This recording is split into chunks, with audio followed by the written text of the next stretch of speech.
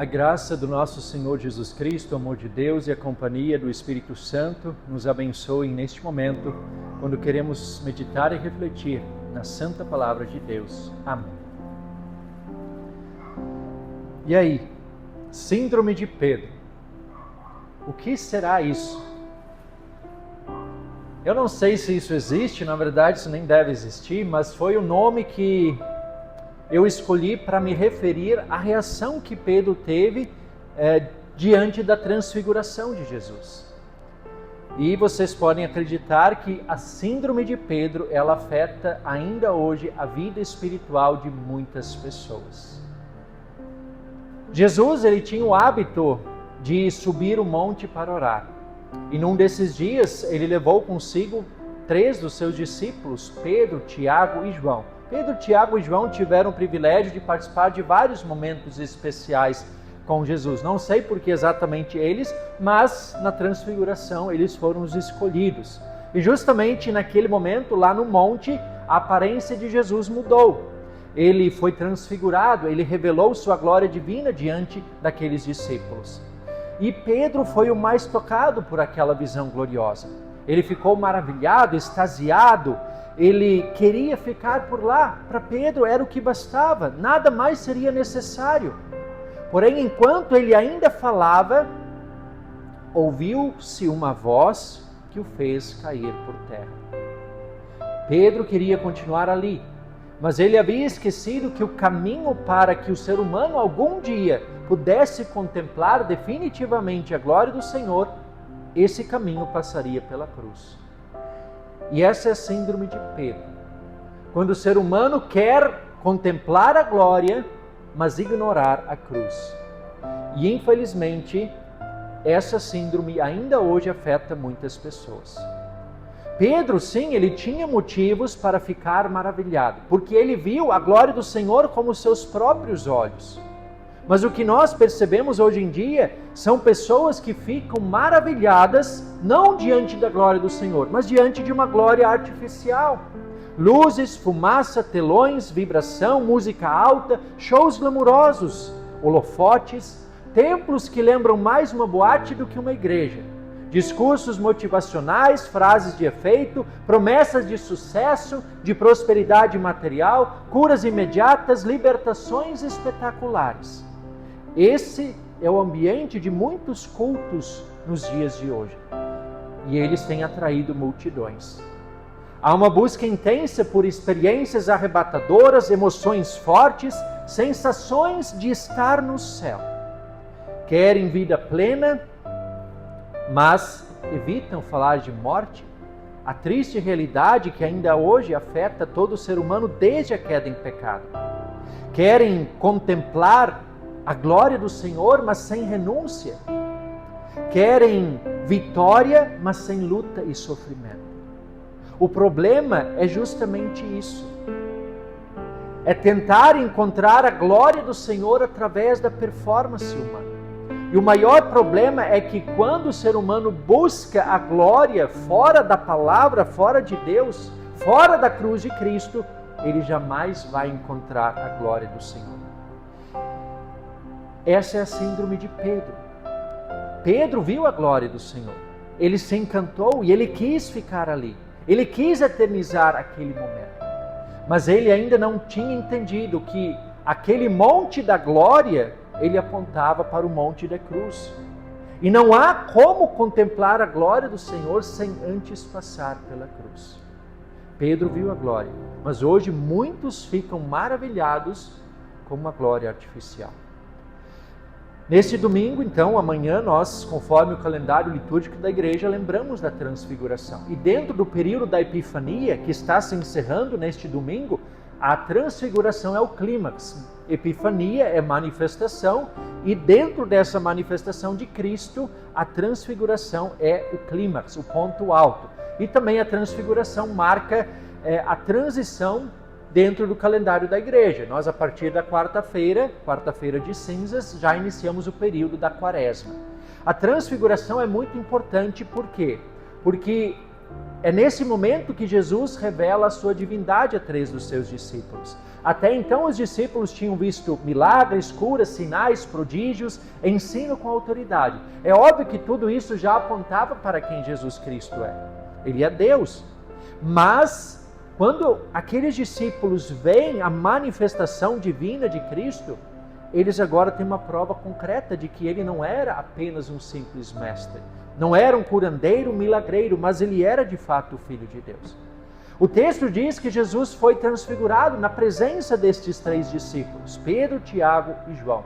O seu rosto resplandecia como o sol, suas vestes se tornaram brancas como a luz, e ali estava diante deles o Senhor da glória, aquele que é o Filho eterno de Deus.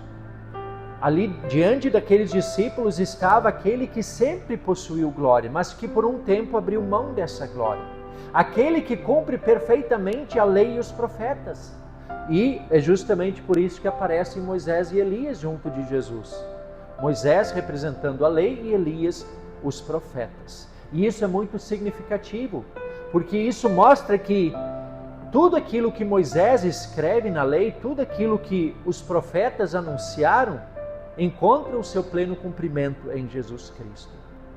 E extasiado diante daquela cena, Pedro diz: Senhor, bom é estarmos aqui. Se o Senhor quiser, farei 3 tendas, uma para o Senhor, outra para Moisés, outra para Elias. Pedro nem pensou em si, ele queria ali prolongar aquela experiência, queria construir, organizar, estruturar aquela glória que ele estava vendo. Mas ele ainda não tinha compreendido o mais importante. E não foi por falta de aviso, porque poucos dias antes, Jesus já havia dito que era necessário ir até Jerusalém, que ali ele sofreria na mão dos principais anciãos, dos sacerdotes, dos escribas, e que lá ele morreria, mas que ressuscitaria ao 3º dia. Tudo isso Jesus já tinha dito. Pedro tinha ouvido essas palavras, mas quando Jesus disse aquelas palavras, Pedro não concordou. Inclusive ele disse para Jesus: jamais permitirei que tal coisa aconteça. E isso a gente sabe, o texto deixa claro, custou uma dura repreensão a Pedro. Jesus disse a ele: saia da minha frente, Satanás. E agora nós temos esse mesmo Pedro, no Monte da Transfiguração, novamente querendo desviar Jesus do caminho da cruz. Pedro queria glória, ele não queria cruz. E aí aqui nós temos que ser honestos. Nós também preferimos a glória. Quem gosta da cruz? Quem gosta da dor e do sofrimento? Não. A gente prefere a glória em lugar da cruz. E isso mostra que essa síndrome de Pedro também nos afeta. E tem um detalhe aqui no texto que não pode passar batido. Mateus ele registra que enquanto Pedro ainda falava, aquela nuvem luminosa envolveu a todos e então se ouviu a voz do Pai. Este é o meu Filho amado, em quem me agrado, escutem o que ele diz. E é nesse momento, ao ouvirem a voz, que os 3 caem por terra, tomados de grande medo. E percebam, as palavras daquela voz não eram palavras de juízo, eram palavras de consolo, porque eram palavras que apontavam para Jesus. E ainda assim os discípulos ficam atemorizados. Por que isso? Aqui nós vemos a lei cumprindo o seu papel. E aí eu pergunto, se Deus aparecesse aqui nesse exato momento diante de nós, qual seria a nossa reação? Eu afirmo, com convicção, de que certamente a nossa reação não seria diferente da reação dos discípulos. Todos nós cairíamos por terra. Porque diante de Deus, o ser humano tem motivos de sobra para temer e tremer, como diz o Salmo 2. Por quê?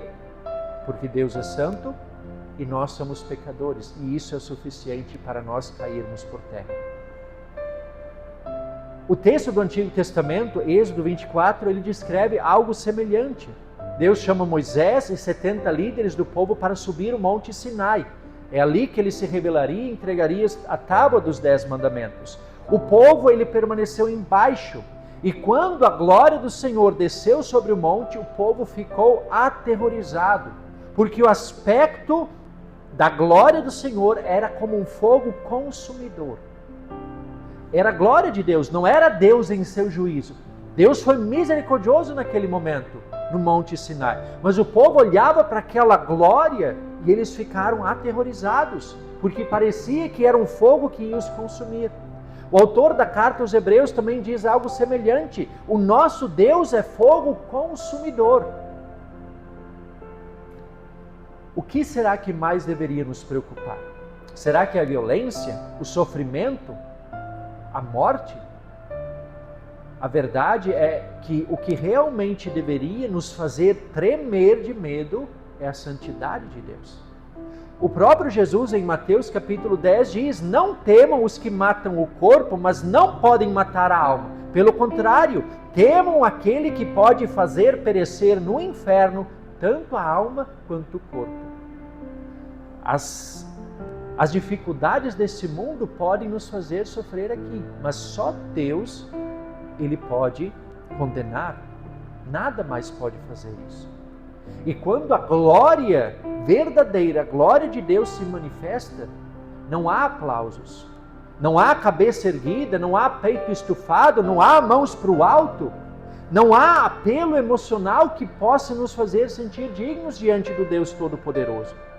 Quando a glória verdadeira se manifesta, o que há é queda, temor, corpo prostrado, reverência, a consciência de que jamais seremos dignos por nós mesmos. Essa é a postura correta diante da glória do Senhor. É uma postura não de orgulho, mas de humildade. Mas a síndrome de Pedro ignora isso. A síndrome de Pedro transforma a glória em entretenimento, a presença de Deus em espetáculo, a pregação em um mero discurso motivacional. Parece que querem moldar o eterno Deus conforme os desejos e anseios humanos. Mas a verdade precisa ser dita, e ela não muda. Diante do santo Deus, o pecador sempre cairá por terra. Não há o que fazer. Essa é a verdade. A lei derruba o pecador e ela precisa fazer isso. É fundamental que isso aconteça. Mas é justamente quando o pecador está esticado no chão, é nesse momento que algo maravilhoso acontece. É nessa hora que entra em cena o consolo do Evangelho. E somente o Evangelho tem o poder de reerguer qualquer pecador que foi espatifado pela lei. Foi o que aconteceu lá no Monte da Transfiguração. Quando os 3 discípulos caíram por terra, qual foi a reação de Jesus? Foi ao encontro deles, aproximou-se deles, tocou neles e disse: levantem-se e não tenham medo. Vocês percebem que cena extraordinária? Aquele Jesus cuja face brilhava como o sol, as vestes se tornaram brancas como a luz. O Filho amado do Pai, de repente, toca pecadores desesperados, apavorados, tremendo de medo. E lá no Sinai, novamente, nós percebemos algo muito semelhante. Moisés e os 70 líderes subiram o monte. O texto diz que eles viram a Deus comerem e beberam e Deus não estendeu a mão sobre eles. Lá em Êxodo, no capítulo 33, o próprio Deus diz: ninguém pode ver a Deus e permanecer vivo. Mas o texto nos diz que aqueles líderes permaneceram vivos. Deus não estendeu a mão contra eles. Será que eles eram dignos? Não. Não é porque eles eram dignos, mas é porque Deus poupou a vida deles. Não foi mérito deles, mas foi graça e misericórdia de Deus.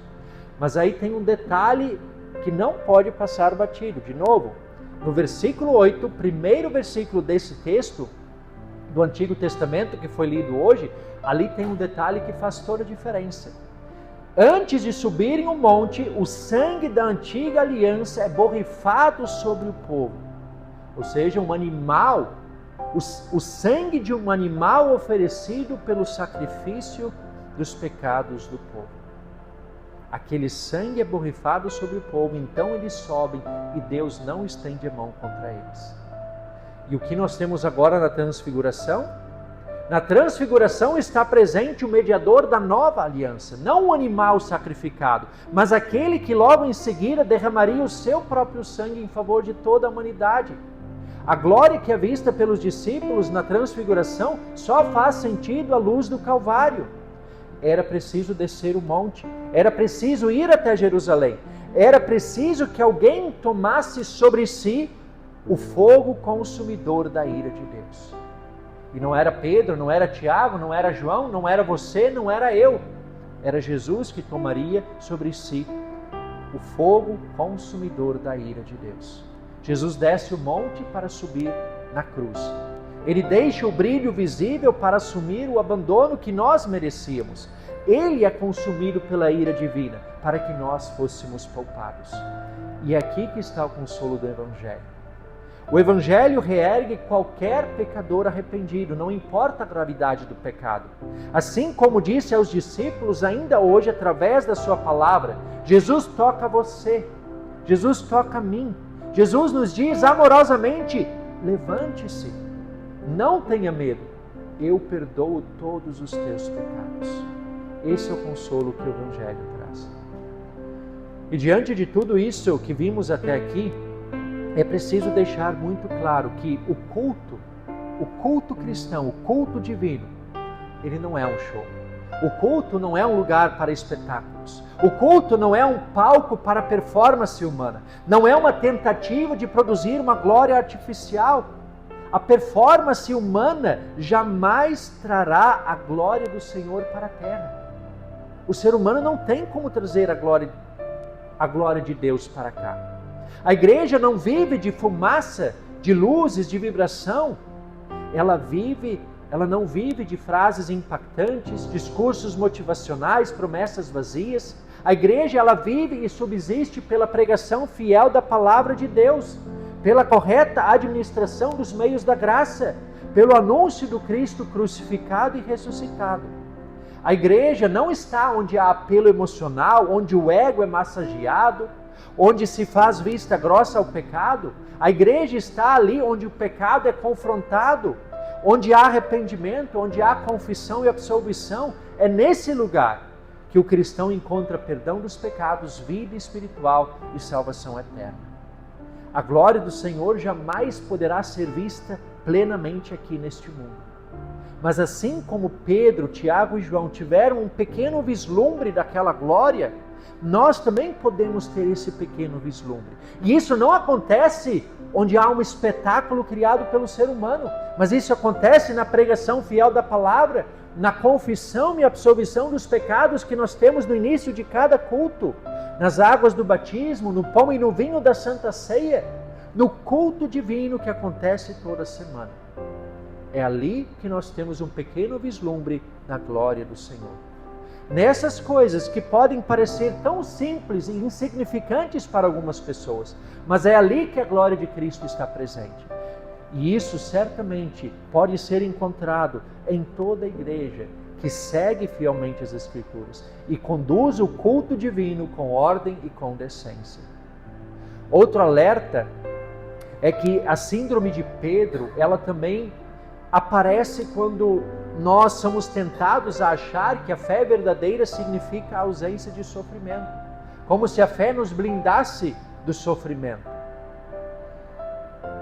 Um pouco antes da transfiguração, Jesus disse aos seus discípulos: se alguém quer vir após mim, negue a si mesmo, tome a sua cruz e siga-me. A vida cristã não está imune à dor, a doenças, a crises financeiras, a perseguições, a perdas. E quando o cristão passa por essas coisas, isso não significa que ele perdeu a fé. Isso não significa que Deus o abandonou, de jeito nenhum. Pelo contrário, Cristo continua com os seus. Cristo nos reergue em meio às dificuldades. E Ele continua dizendo a cada um de nós, através da sua palavra, assim como disse aos seus discípulos: não tenham medo, levantem-se, eu estou com vocês todos os dias. A igreja não deve oferecer uma glória artificial. A igreja deve oferecer para o mundo uma esperança real. Para o pecador arrependido, a igreja anuncia o perdão dos pecados. Para aquele que está aflito e angustiado, a igreja leva uma palavra de consolo, de conforto. Para aquele que se sente solitário, a igreja oferece presença e companhia. Para aquele que se sente rejeitado, a igreja acolhe. Para o que está em necessidade, a igreja estende a mão generosa. Para o que sofre com o luto, a igreja abraça. A igreja aponta para a vida eterna. Essa é a função da igreja, aqui na terra. E quem é a igreja? Nós. Nós somos a igreja. É assim que, em meio à cruz e ao sofrimento, que são inevitáveis neste mundo marcado pelo pecado, é assim que amparamos uns aos outros, que fortalecemos uns aos outros, e é assim que o próprio Cristo vai nos conduzindo até herdarmos o reino celestial. E ali sim, ali contemplaremos para todo sempre a glória do nosso Senhor e Salvador. Portanto, fica a advertência. Cuidado. Não nos deixemos contagiar pela síndrome de Pedro. Pedro se precipitou. Pedro falou sem entender. E diante da glória do Senhor, Pedro caiu por terra.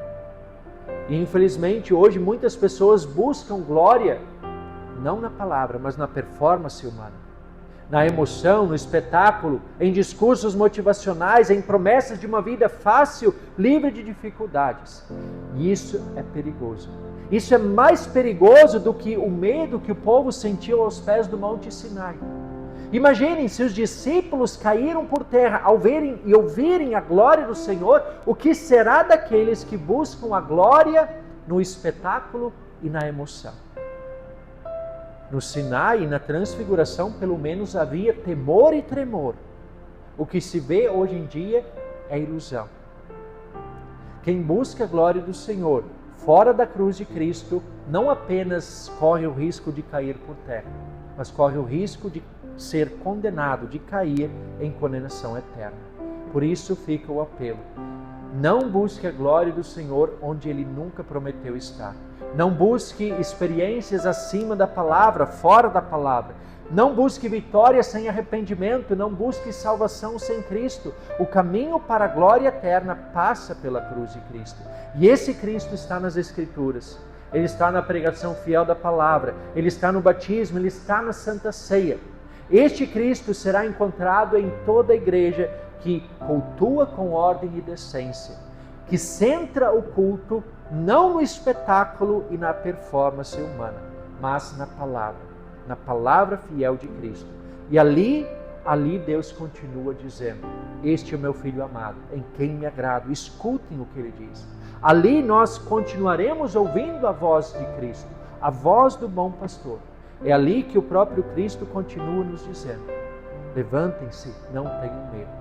Esse lugar é aqui também, toda semana neste culto, onde Jesus vem até nós, onde nós ouvimos a sua voz, onde Ele nos reergue cada vez que nós nos achegamos a Ele arrependidos. Que o Espírito Santo nos livre da síndrome de Pedro e que Ele nos conduza pelo caminho da cruz até o dia em que veremos plenamente a glória do Senhor.